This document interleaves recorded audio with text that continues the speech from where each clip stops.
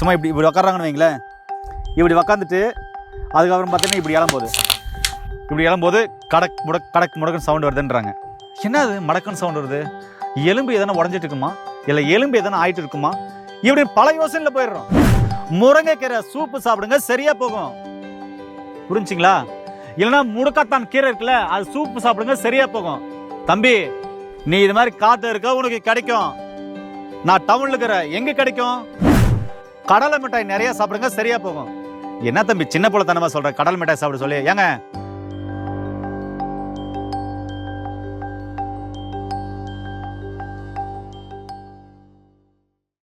வணக்கம் நண்பர்களே.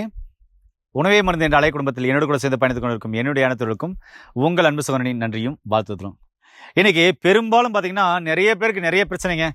என்ன அப்படின்னா, உக்காரும் போது, எழும்போது, கை காலை தூக்கும் போது, அருமை இடுப்புகளை திரும்பும் போது பார்த்தீங்கன்னா கை காலில் கடக்கு முடுக்குன்னு சத்தம் வருது, முட்டிகளில் கடக்கு முடுக்கு சத்தம் வருது, விரல்களில் கடக்கு முடுக்கு சத்தம் வருது, இடுப்பில் கடக்கு முடுக்கு சத்தம் வருதுன்றாங்க. எப்படி? சும்மா இப்படி உக்காராங்கன்னு வைங்களேன். இப்படி உக்காந்துட்டு அதுக்கப்புறம் பார்த்தீங்கன்னா இப்படி இளம்போது கடக்கு முடக்குன்னு சவுண்டு வருதுன்றாங்க. ஒரு சில பார்த்தீங்கன்னா கை இப்படி தூக்கி இது பண்ணும்போது பார்த்தீங்கன்னாக்கா அப்பா அப்படின்னு சொல்லிட்டு கால் நட்டம் முறிக்குவாங்க. நட்டம் முறிக்கும் போது நட்டம் வர்றது வேற, அதுக்கப்புறம் இந்த இடத்துல பார்த்தீங்கன்னா கடக்கு முடக்குன்னு சவுண்டு வர்றது வேற. ஒரு சில பார்த்தாங்கன்னாக்கா அப்படின்வாங்க. இது சோம்பல் முறிக்கிறதுன்னு சொல்லுவாங்க. அப்போ பார்த்தீங்கன்னா சோம்பல் முறிக்கிறது விரல்ல சவுண்ட் வரும், மற்ற இடத்துல கடக்கு முடுக்கு சவுண்ட் வரும். அவங்க யோசிப்பாங்க, என்ன அது கடக்கு முடுக்கு ஏதோ சவுண்ட் வருது அப்படின்வாங்க. ஒரு சிலர் பார்த்தீங்கன்னாக்கா இந்த இடத்துல இப்படி உக்காந்துட்டு இருப்பாங்க. இப்படி இளம்போது மடக்குன்னு சவுண்ட் வரும். என்ன அது மடக்குன்னு சவுண்ட் வருது? எலும்பு எதனா உடஞ்சிட்டு இருக்குமா, இல்லை எலும்பு எதனா ஆயிட்டு இருக்குமா, இப்படி பல யோசனையில் போயிடுறோம். சரிங்களா? இதெல்லாம் ஏன் வருது? இதுக்கு வர்றதுக்கு காரணம் என்ன? இது சரி செய்யறதுக்கு என்னென்ன பண்ணலாம் அப்படின்றத நம்ம வீடியோவில் பார்க்கலாம். இப்படி இந்த மூட்டுகளில், இடுப்புங்களில், கைகளில், மூட்டு மொழிகளில் கடக் முடக் அப்படின்னு சவுண்டு வர்றதுக்கு காரணம் என்ன அப்படின்னு சொன்னால், மூட்டுகளில் இருக்கும் திரவங்களின் குறைபாடு. அதாவது மூட்டுகளில் திரவம் இருக்கு, அந்த திரவங்களில் குறைபாடு இருந்தாலும் மூட்டுகளில் கடக்கு முடக்கு சத்தம் வரும். இதுதான் மெயினான ரீசன், வேற எதுவுமே கிடையாது. இதுக்கான தீர்வுகள் அருமையான வழிமுறைகள் இருக்கு. என்ன அப்படின்னா, முருங்கைக்கீரை சூப்பு சாப்பிடுங்க, சரியா போகும். புரிஞ்சுங்களா? இல்லைன்னா முடக்கத்தான் கீரை இருக்குல்ல, அது சூப்பு சாப்பிடுங்க, சரியா போகும்.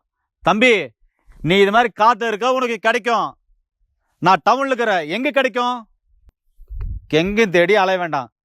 கீரை கடைக்கார வீட்டுக்கு வராங்களா, இல்ல காய் கடைக்கு நீங்க தேடி போறீங்களா, அங்க முடக்கத்தான் கீரை வாங்கிட்டு வர சொல்லுங்க, சாப்பிடுங்க, சரியா போகும். தம்பி, அங்க கிடைக்காது தம்பி, போ தம்பி. சரி, நாட்டு மருந்து கடை இருக்கா? இருக்கு. அங்க முடக்கத்தான் கீரை இல்லைன்னா முடக்கத்தான் பொடி கிடைக்குமா? கிடைக்கும் தம்பி. அதை வாங்கினா சூப் வச்சு சாப்பிடுங்க, இல்ல அதை வாங்கி கசாயம் வச்சு சாப்பிடுங்க, சரியா போகும். புரிஞ்சுங்களா? அப்புறமா கடலை மிட்டாய் நிறைய சாப்பிடுங்க, சரியா போகும். என்ன தம்பி சின்ன பிள்ளைத்தனமா சொல்ற கடலை மிட்டாய் சாப்பிட சொல்லி? ஏங்க, கடலை மிட்டாயில என்னென்ன மருத்துவ குணம் இருக்குன்னு சொல்லியிருக்கேன் ஒரு வீடியோவில்.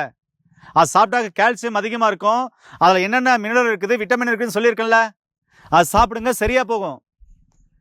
அடுத்தது, நீங்க சாப்பிட்ற சாப்பாட்டில் நாட்டு சர்க்கரை அதிகமாக சேர்த்துக்கங்க. அது எப்படி சாப்பிட்ற சாப்பாடு நாட்டு சர்க்கரை சேர்க்க முடியும் தம்பி அப்படின்னு கேட்டிங்கன்னா, ஒன்று சொல்லட்டுமா? அந்த காலத்தில் ஒரு 40-50 வருஷத்துக்கு முன்னாடி கல்யாணம் செஞ்சாங்களாலும் சரி, இல்லை வீட்டில் ஏதாவது ஃபங்க்ஷன் வச்சாங்களும் சரி, வாழை இலை தான் சாப்பாடு போடுவாங்க. வாழை இலை சாப்பாடு போட்டு ஃபஸ்ட்டு கொண்டாந்து வைக்கிற சாப்பாடு என்ன அப்படின்னா ஸ்வீட்டு. இன்னைக்கு தான் வெள்ளை சக்கரையில் செய்யப்பட்ட ஸ்வீட்டு, அன்னைக்கு நாட்டு சக்கரையில் செய்யப்பட்ட ஸ்வீட் தான் கொண்டாந்து வைப்பாங்க. அதை சாப்பிட்டாங்கன்னாவே, நாட்டு சக்கரை உள்ள சாப்பிட்டாங்கன்னா, சக்கரை உள்ள போச்சுனாவே ஜீரணம் சம்பந்தமான பிரச்சனைகள் சரியாயிடும், திரவங்கள் சுரந்துடும். நீங்க சாப்பிட்ற சாப்பாடை சரியா செரிமானம் ஆகிறதுக்கு போர் வீரர்கள்லாம் ரெடியா இருப்பாங்க. எது வந்தாலும் ஜீரணம் பண்ணலாம். ஆனா இன்னைக்கு அப்படி இல்லை. லாஸ்ட்ல ஸ்வீட் வைக்கிறோம், ஃபர்ஸ்ட்ல எல்லாமே உள்ள போட்டுறோம். எப்படி ஜீரணமாகும்? அதனால நாட்டு சக்கரை சாப்பிடுங்க, இது மாதிரியான கடக்கு முடக்கு சவுண்ட் வராது, கால்சியம் குறைபாடு வராது. புரிஞ்சுங்களா? அடுத்தது, மாதுளை பழச்சாறு நிறைய எடுத்துக்கோங்க. அடுத்தது, தேங்காய் பாலும் அதிகமாக எடுத்துக்கலாம். அடுத்தது, சிறுதானிய வகைகள் நிறைய எடுத்துக்கோங்க. அதில் கூழு கஞ்செல்லாம் அதிகமாக சேர்த்துக்கோங்க. இனிமே உணவு மருந்து சேனல் பார்த்துட்டு இருக்கீங்களா, இனிமே இதை சிறுதானியங்கள்னு சொல்லாதீங்க. இந்த சிறுதானியங்கள்னு சொன்னது மேலை நாட்டுக்கார் நமக்கு கற்றுக் கொடுத்தது. நம்முடைய தாத்தன் பாட்டன் பூட்டன் எல்லாம் என்ன சொன்னாங்க, சித்தர்கள்லாம் என்ன சொன்னாங்கன்னா, நம்முடைய முன்னோர்கள்லாம் என்ன சொன்னாங்கன்னா, அதுக்கு பேரு சிறுதானியம்னு சொல்ல, சிறந்த தானியங்கள் சொன்னாங்க. அதுக்கு பேரே சிறந்த தானியங்கள். அது நாளடைவில் பார்த்தீங்கன்னாக்க சிறுதானியம்னு வந்துருச்சு. இந்த சிறந்த தானியங்கள்ல உணவுகள் அதிகமாக எடுத்துக்கோங்க, இது மாதிரி பிரச்சனைகள் வராது. சரியா நண்பர்களே? சரி, இந்த வீடியோ மறக்காம எல்லாருக்கும் ஷேர் பண்ணிவிடுங்க. மீண்டும் இன்னொரு அருமையான பதிவோடு உங்கள் அனைவரும் சந்திக்கும் வரை உங்களிடத்திலிருந்து விடைபெறுவது உங்கள் குடும்பத்தில் ஒருவனாக உங்கள் அன்பு சகோதரன் நாராயணதாஸ். நன்றி, வணக்கம்.